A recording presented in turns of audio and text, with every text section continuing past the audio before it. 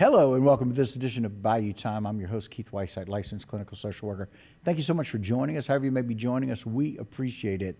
And it's one of these things during this recovery period and recovery time that we have, we always like to welcome in experts that can help and guide us whenever there may be some things that are not going right. We welcome into the program by Zoom Mike Dupree. Mike, welcome to the program. Thank you for having me. Well, we appreciate it very, very much because Mike is the Director of Public Protection of Attorney General's Office. And so kind of tell us a little bit about what happens on your end whenever we have a disaster like this take place. What are some of the things that you guys have set and ready for us to be protected? Well, the Public Protection Division has a consumer protection section. What that does is it assists consumers with all kinds of complaints that they may have with individuals who sell them goods or provide services. And normally when there's a natural disaster, the governor will declare a state of emergency. And once he declares that state of emergency, the price gouging laws kick into effect. And so that's one of the aspects that we do here at the Attorney General's office is we monitor those complaints that come to us.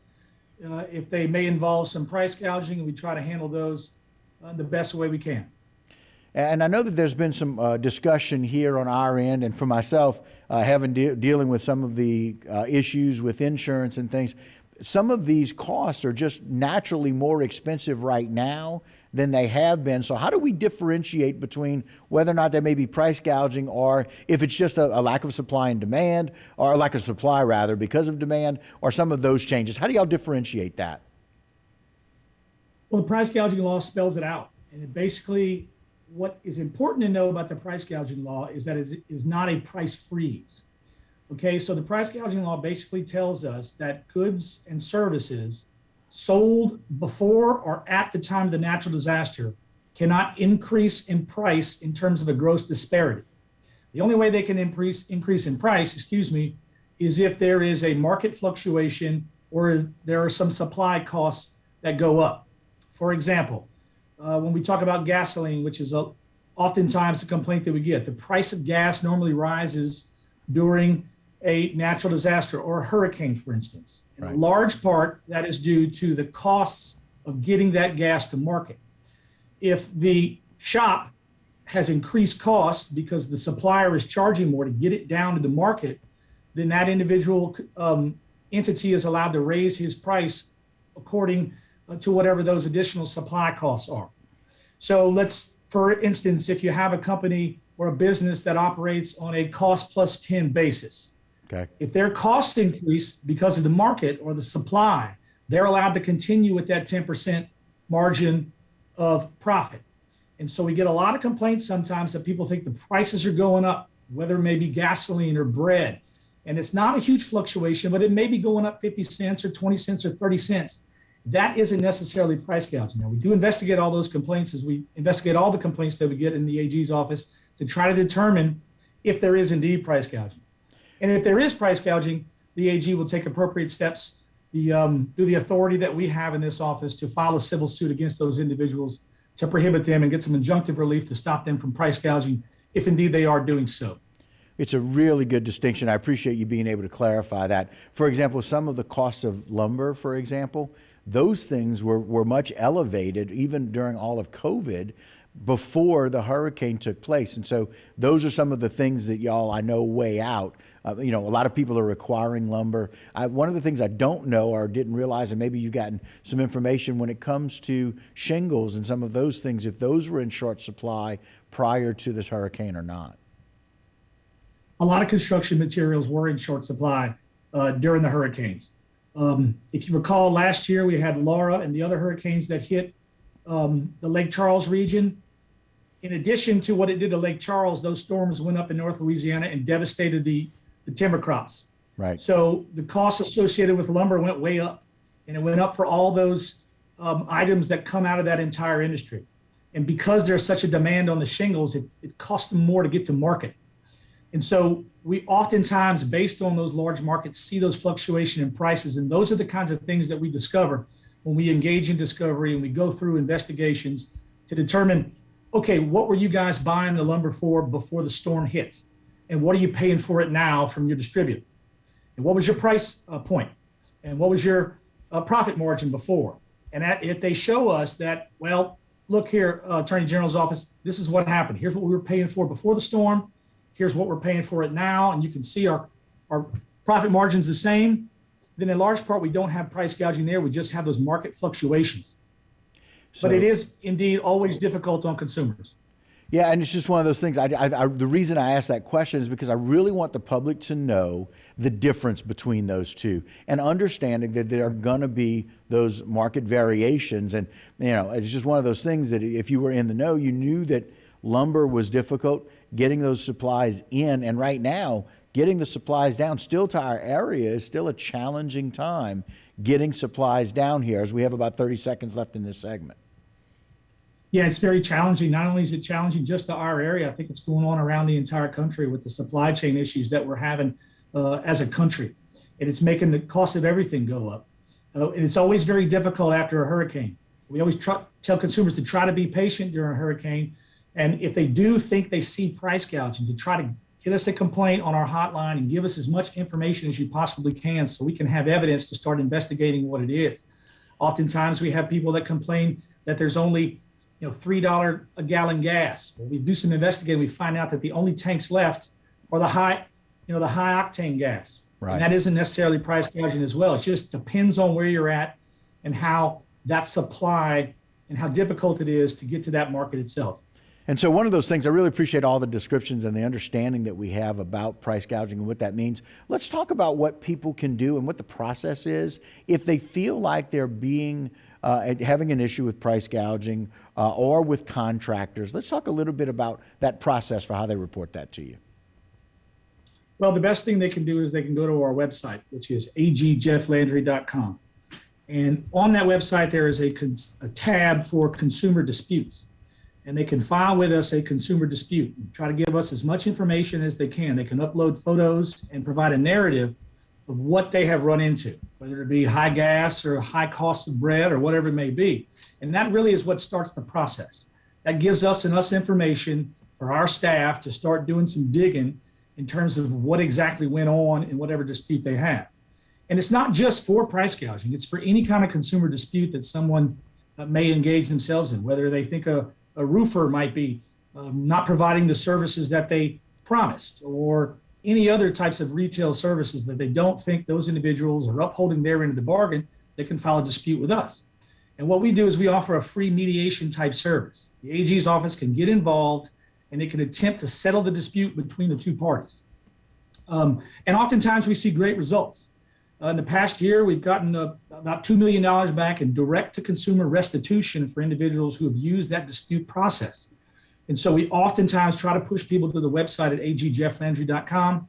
We also have a consumer hotline, which is 1-800-351-4889, and they can also receive information on how that process works. If they call that hotline, they can speak to one of our mediators on the phone and explain to them what's going on. So some really good examples. Last segment, we talked a little bit about gas, we talked a little bit about lumber and shingles. But even if somebody, in the difficult time getting someone to come and cover their house, whatever that price should be, or roundabout price, if they feel like they're talking to their neighbors and somebody, say, charged them $4,000 or $5,000 and everybody else was being charged maybe $1,500 or $2,000, that is a place for them to be able to go to this website, agjefflandry.com, or the 1-800-351-4889, and provide as much information as possible to share with you, right? Absolutely, yes. And we can't guarantee results, of course. Right. However, we want them to file those complaints and bring that information to us. If we determine after a review that it involves fraud, which is something that's criminal in nature, they don't have jurisdiction over that. We'll try to get that to the correct entity that may have jurisdiction over that matter, whether it be the locals or the National Center for Disaster Fraud as well. Mm-hmm. So we oftentimes, if we can't help in some kind of way, we try to get those individuals to the correct agency that can help. Okay. And is that the disaster fraud hotline? Is that the other place where people can call? Is that national number, that 1-866-720-5721? That's correct. That's exactly the National Center for Disaster Fraud hotline. Okay. And again, it's just this is just for people to be able to know what to be able to do with that. And so let's say that someone has felt like they've become a victim of that, and they send that into you. Tell us how that mediation works, how your team gets involved, and what you do and how you communicate with the consumer. First thing we do is we put the individual complained against on notice that someone has alleged an unfair, deceptive trade practice where they have filed a consumer dispute. We try to get their side of the story. We provide that side of the story to the individual who filed the dispute with us. Sometimes we can get them together on the phone and we can work it out. Sometimes individuals will send us correspondence and the parties will kind of come to a resolution together. But it does help having the Attorney General's office there to kind of steer those parties through that resolution process. It's also important to note that as the Attorney General's office, we act as the lawyers for the state of Louisiana. We cannot provide individual legal assistance to those persons that file the consumer dispute. What we do is we try to resolve the issue through a type of alternative dispute resolution. Get the parties together. We serve as mediator, as an independent, neutral party, and see if they can't come up to a conclusion or resolution themselves. And so it's a really good recommendation. One of those things that I know that your team offers and puts out there is some information about what a guideline for a contract might look like and how to help people with that. Let's talk about how you provide that information out there and why it's so very important for people to know what a contract or a valid contract looks like. Right. What we've seen through the myriad of natural disasters that we've had over the years is that people want to get their house fixed as soon as they possibly can. And oftentimes people will come in from out of state and they'll promise them a bill of goods or a cheap roof or some cheap shingles or whatnot, and they agree to a verbal contract. We always tell individuals, if it sounds too good to be true, it probably is. You've got to reduce that contract down to writing. Don't ever give anybody money up front without having it written down what the price is. And we have a team, a constituent services team that will go into these areas after a hurricane hits, and we will drop off those model contracts all over the place in the affected areas at hardware stores, with the political subdivisions, so that consumers can get their hands on what a real contract would look like when it comes to fixing their home or fixing whatever issues they may have from the hurricane or the natural disaster. You can also find those contracts on our website at agjefflandry.com. They're available to download and print out if you have those capabilities, and to use those as a guideline and as a tool when you negotiate fixing your home or whatever it may be.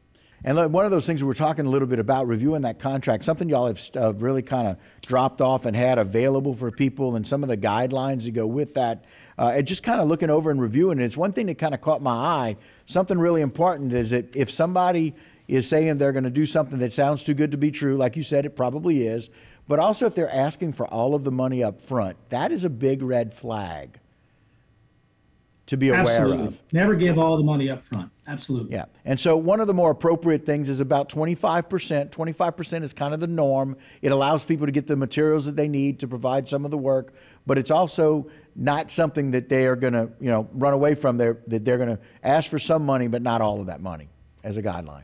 Right. If the contract is for a $10,000 amount, you're only giving him $2,500 up front, that's going to buy materials. He's going to have to come back at some point and put those materials into your job. And then he can draw down from there. You can provide him with additional payments after that for the work he actually completes. So it's always a good idea, if you come to an agreement on what the down payment is, don't go more than 25% in terms of what the contract value is, because buy those materials and then he or she can get to work on that building. I appreciate it. Now, speaking of, that's kind of what homeowners need to do.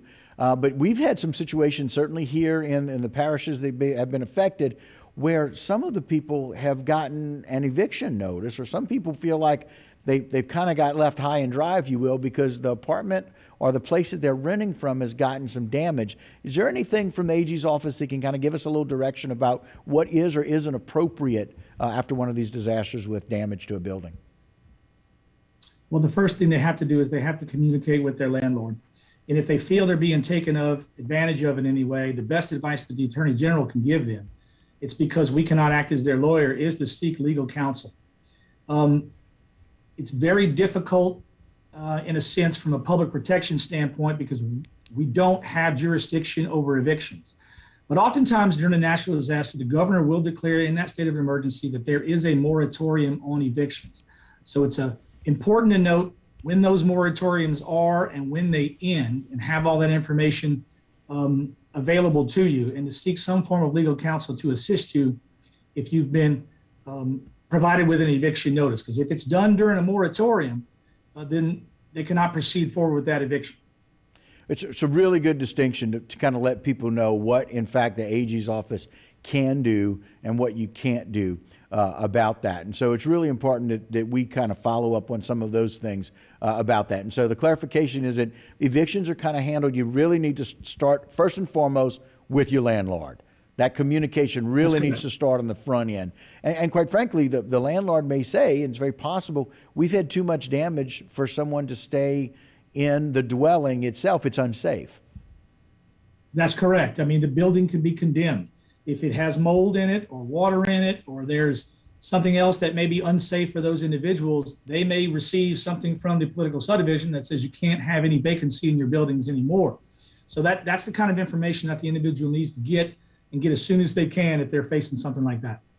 And so very often can be that communication with other resources. And we know that FEMA and some of those resources are available when people are displaced, and they can help with that. And we know that at this time it's kind of a difficult process. We've got to be able to start with that communication. And like you're saying, start to figure out what it is that you can or can't do and what some of the options are, and going through the governor's office to see if there's a moratorium or not placed on those evictions. Correct. I mean, gathering all the intelligence is critical when it comes to anything. You got to gather all the intelligence that you can, come up with a plan, and then execute that plan at that time. Without that intelligence, without the understanding and the communication, you're really still at ground zero, so to speak. Right. So we got about 2 minutes left for this last segment. I didn't know if there were some other things that were important that you wanted us to know through the AG's office that maybe we didn't cover here in the last few segments. Well, again, if anybody has any form of consumer dispute, we push them to that website, because it's the digital age now, and it moves a lot faster if you go through the website than it does if you send us paper complaints. And you can send us paper complaints and information of that nature, but we try to push people to the website because we get started so much faster if we get the information in a digital manner than we do if it's the old snail mail, as we used to say in the legal profession. Right. So anybody who has an issue, go ahead, I'm sorry. And that's agjefflandry.com. Very simple to remember. That's correct. And he is the Attorney General, and it's Jeff Landry, right. agjefflandry.com. Very easy. And just fill out all the information. Like you said, be very descriptive about what the complaint is. Yeah, you can put as much information as you want on there and upload as many pictures or photos or whatever it may be. The more information that we start with is always the better. And so, otherwise, for people that don't have internet, there are a lot of people that still, believe it or not, down in our area, internet is not working 100%. That consumer protection hotline that people can call is 1-800-351-4889, or they can send information to you by snail mail, as you mentioned. But either sending that email or a phone call where somebody can document some of that, and then your team can get involved and mitigate as needed. Right. The mediators we have will assist them on the phone and kind of walk them step by step through the process of what they need to provide us, and then we'll get going as soon as we possibly can.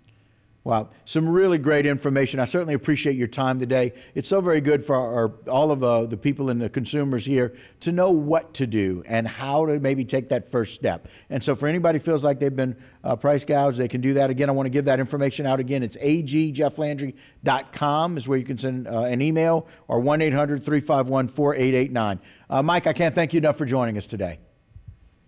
I certainly appreciate it. Thank you. Yes, sir. Again, that's Mike Dupree, Director of Public Protection, Attorney General's Office. And that'll do it for this segment of Buy You Time. Don't go anywhere. A whole lot more local programming when we return.